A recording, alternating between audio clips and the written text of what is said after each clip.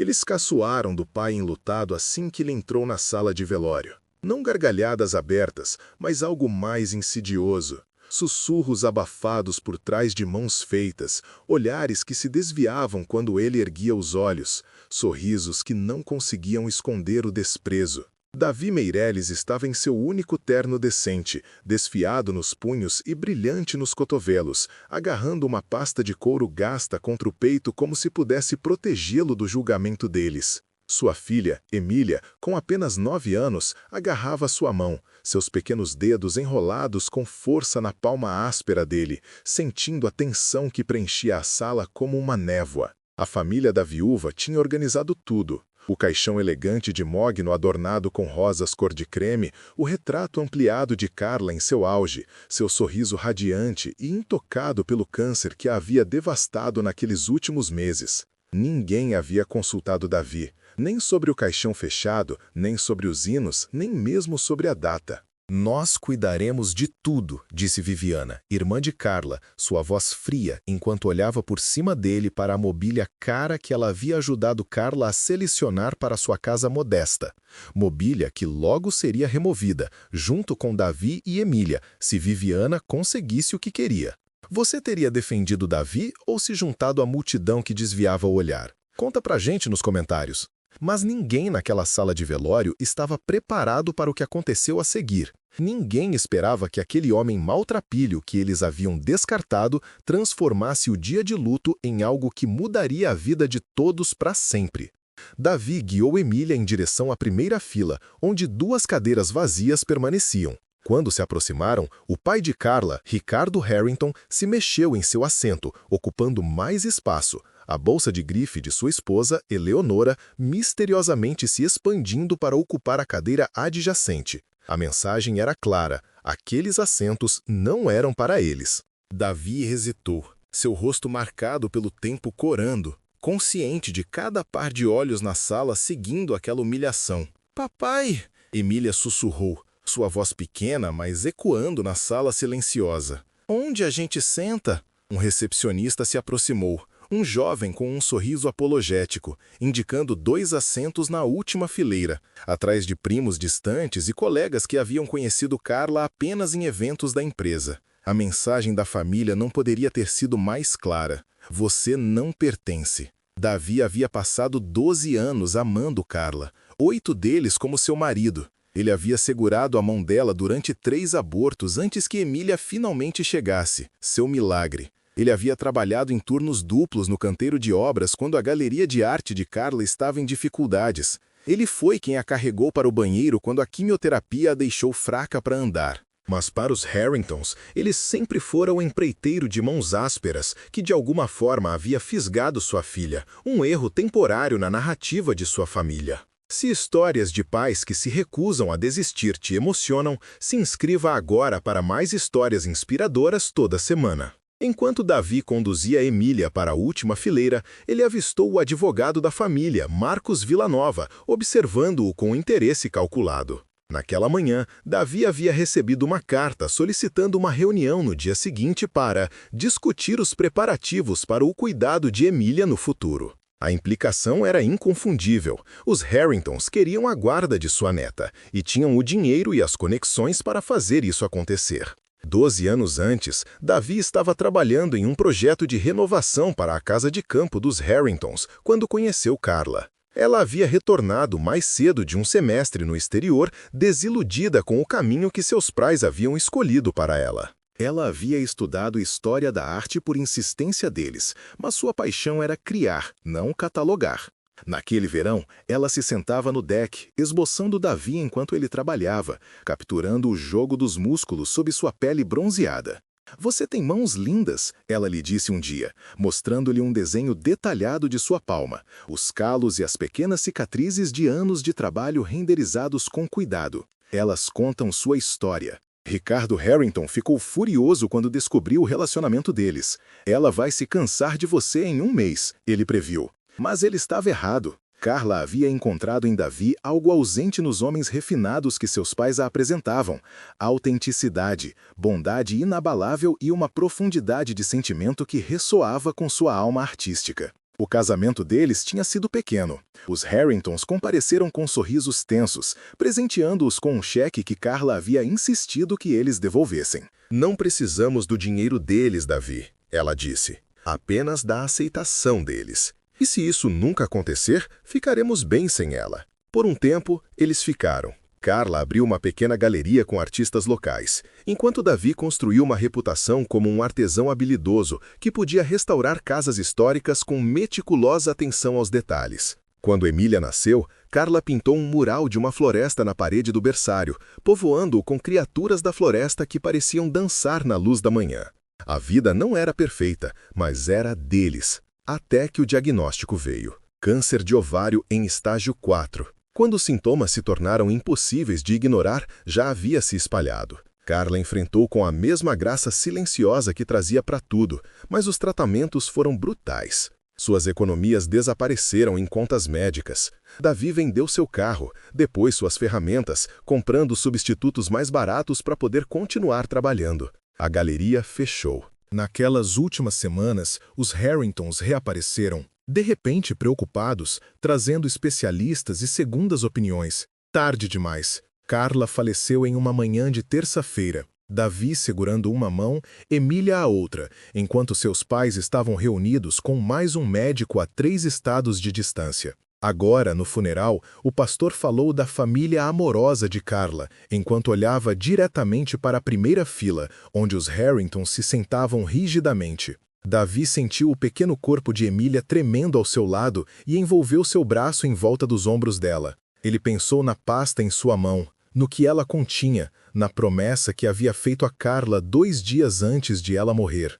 Quando chegar a hora, ela sussurrou, sua voz outrora vibrante mal audível, mostre a eles, não por vingança, Davi, por Emília, por você. Pela verdade. O serviço continuou, um desfile de familiares de Carla se aproximando do pódio para compartilhar memórias que excluíam cuidadosamente a presença de Davi em sua vida.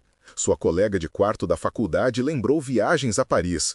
Um primo falou de verões de infância na Casa do Lago. Seu pai a descreveu como minha filhinha perfeita, que tinha tanto potencial. Ninguém mencionou sua arte, sua galeria, sua paixão por apoiar criadores desconhecidos. Ninguém reconheceu o marido que amou sem reservas ou a filha que tinha os olhos e o espírito criativo de sua mãe. Quando o hino final terminou, o agente funerário anunciou que o enterro seria particular, apenas para a família, com um olhar significativo para Davi que deixou a exclusão clara. Foi quando Davi se levantou. Ele não se apressou, não fez cena. Com calma deliberada, ele ajudou Emília a se levantar, pegou sua mão e caminhou não em direção à saída, mas em direção à frente da sala. Os sussurros o seguiram como uma onda. Ele parou diante do caixão, colocando sua mão livre na madeira polida. Carla, ele disse, sua voz firme apesar da emoção que ameaçava irromper.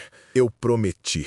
Ele se virou para encarar a sala. Os Harringtons haviam se levantado, o rosto de Ricardo escurecendo de raiva.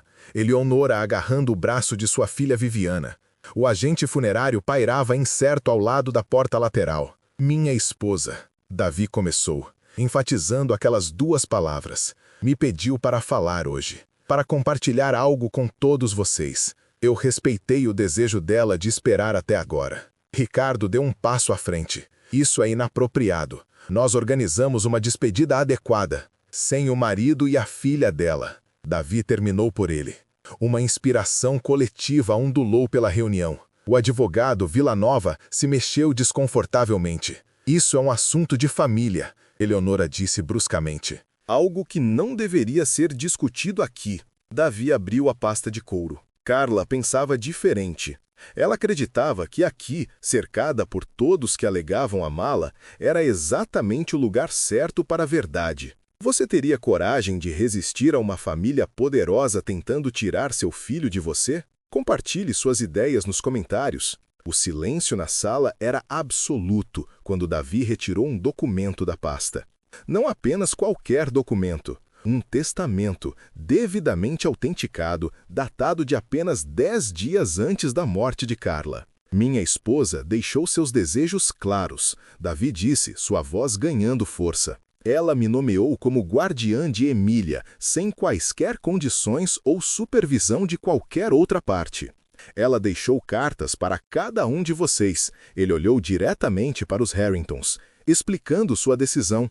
E ela tomou mais uma decisão que queria que fosse compartilhada publicamente. Davi entregou o testamento a Villanova, que o folheou com crescente desconforto. O advogado pigarreou. Isto parece estar em ordem, legalmente executado na presença de testemunhas. Leia a cláusula sobre os preparativos finais de Carla. Davi sugeriu calmamente. Villanova hesitou, então encontrou a passagem. Desejo ser cremada, minhas cinzas divididas em 2 porções. Metade deve ser espalhada pelo meu marido no Lago Azul, onde dissemos pela primeira vez que nos amávamos. A outra metade deve ser usada por minha filha Emília na criação de uma obra de arte de sua escolha, a ser exibida em um lugar que lhe traga alegria. Eleonora engasgou. Cremação, obra de arte, isso é absurdo, Carla nunca faria. Mãe, veio uma voz do fundo da sala. Uma jovem deu um passo à frente. Lívia, a irmã mais nova de Carla,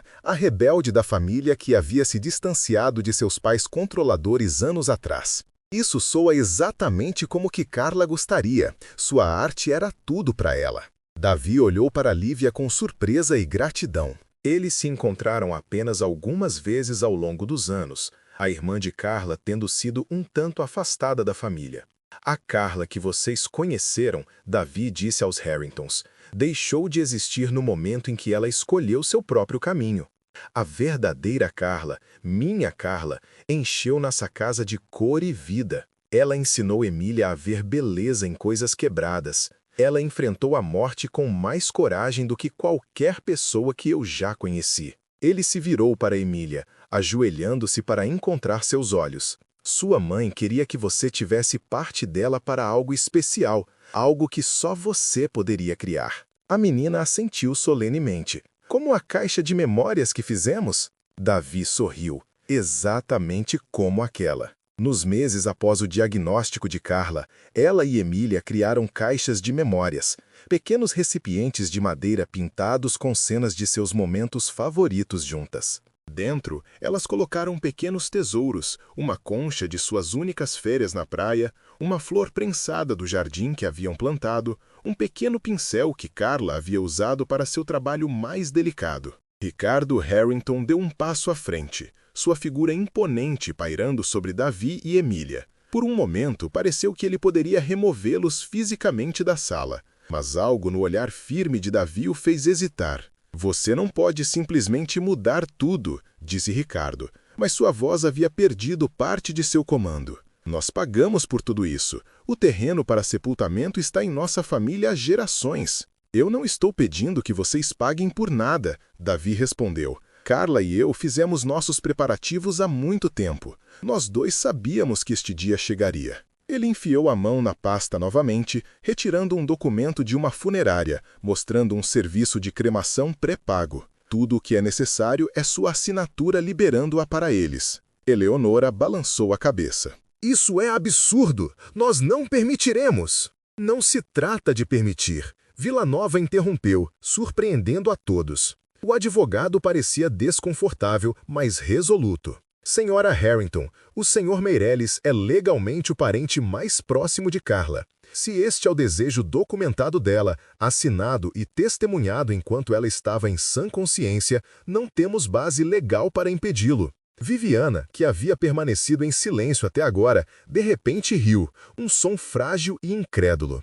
Você não pode estar falando sério? Ele? Ela gesticulou desdenhosamente para Davi. Ele não é ninguém. Onde ele estava quando Carla precisava dos tratamentos especializados que só nós podíamos fornecer? Onde ele estará quando Emília precisar de uma educação adequada, conexões para o futuro dela? Eu estarei onde sempre estive, Davi disse simplesmente.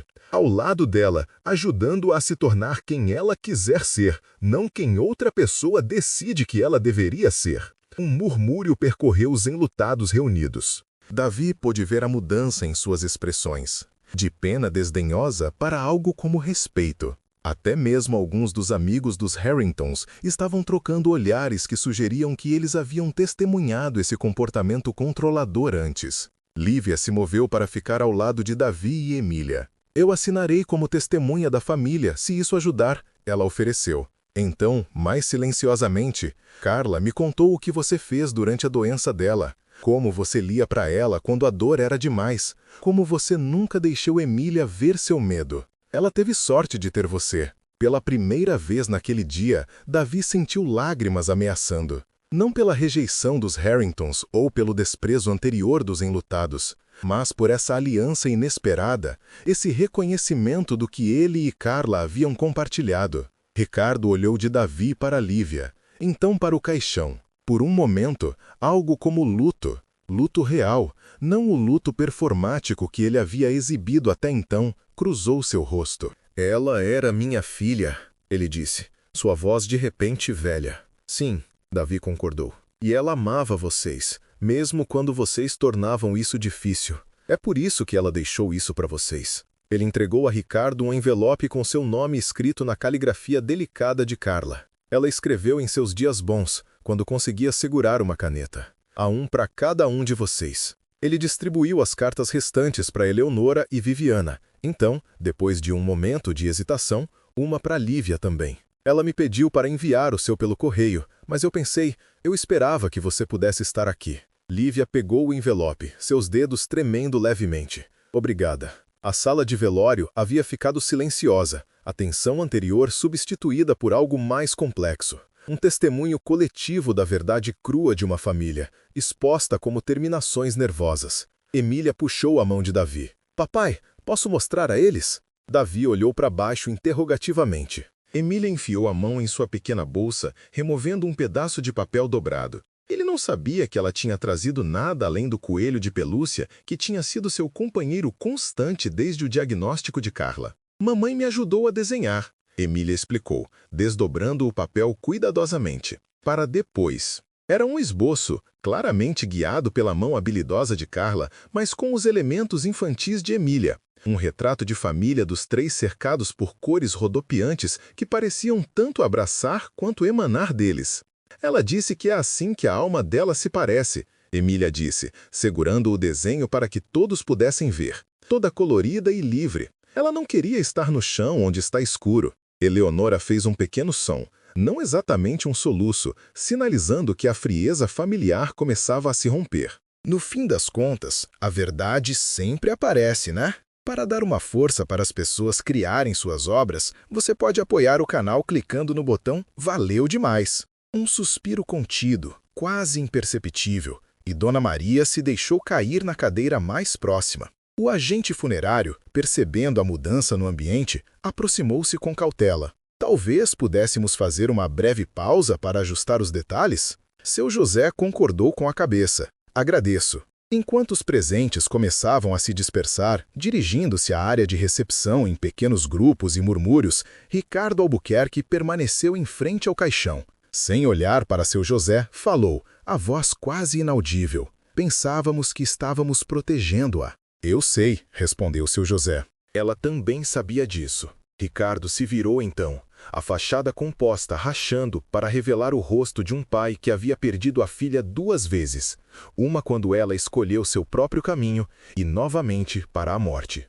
Os documentos da guarda, disse ele. Vamos retirá-los. Não era um pedido de desculpas. Não era aceitação, mas era um começo. Naquela noite, depois que a cremação foi organizada e os presentes partiram, seu José e Aninha se sentaram no balanço da varanda de casa, observando as estrelas aparecendo uma por uma no céu escurecendo. Mamãe está lá em cima agora? Perguntou Aninha. Seu José ponderou cuidadosamente sua resposta. Uma parte dela está em todos os lugares agora. No ar, em nossas lembranças, em nossos corações. E logo, no sítio e em seus desenhos especiais. Aninha se encostou nele. Eu sei o que quero fazer. Um sino de vento com pedaços de vidro colorido. Assim, quando o vento soprar, é como se ela estivesse falando conosco.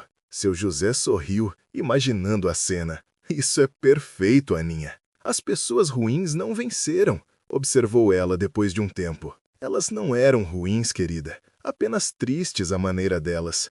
Amavam a mamãe, mas não sabiam como demonstrar isso direito. Aninha pensou sobre isso. Como quando eu fico brava e digo que odeio Giló, mas estou realmente chateada com outra coisa? Seu José riu. Algo parecido com isso. Enquanto a noite se aprofundava ao redor deles, seu José refletiu sobre os acontecimentos do dia. Ele havia ido ao velório preparado para a batalha, agarrando-se aos últimos desejos de Carla como uma armadura. O que ele não esperava era a cura que havia começado, não apenas para ele e Aninha, mas talvez para os Albuquerque também. O presente final de Carla não havia sido os documentos legais que protegiam o futuro de sua família, mas a oportunidade para a verdade, que poderia, com o tempo, construir pontes sobre os abismos entre todos eles.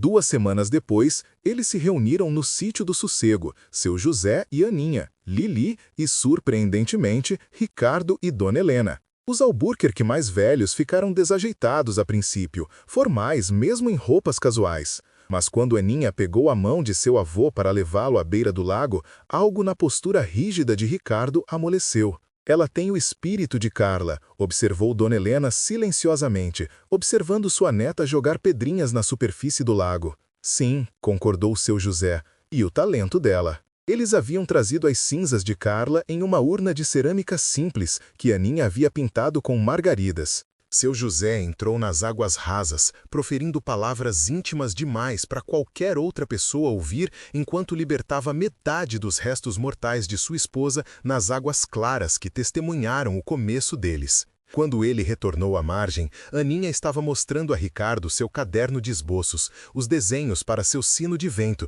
desenhos elaborados de pedaços de vidro em forma de lágrimas, estrelas e borboletas. Precisa de uma oficina, disse Ricardo, estudando os planos com uma seriedade inesperada. Ferramentas adequadas para cortar vidro. Ele olhou para seu José, uma pergunta em seus olhos. Seu José hesitou, então concordou com a cabeça. Aninha adoraria isso. Não era perdão, ainda não.